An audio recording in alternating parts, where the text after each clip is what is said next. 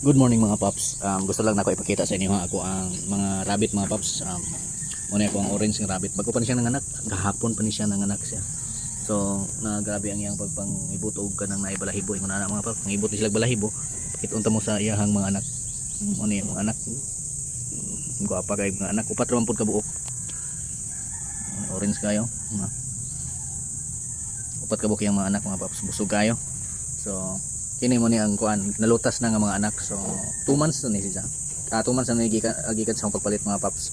Kay March man ni nako napalit nya. June na ta karon. So June 4 na ko ni March 4 na ko ni napalit. So mo ni siya.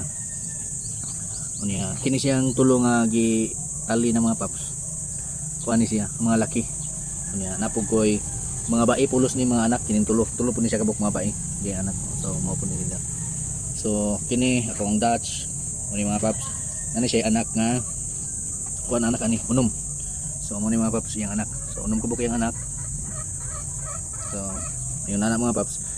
Total anak ani karon mga paps niabot ni siya og 6 plus 12 14 kabuok yang 14 kabuok anak.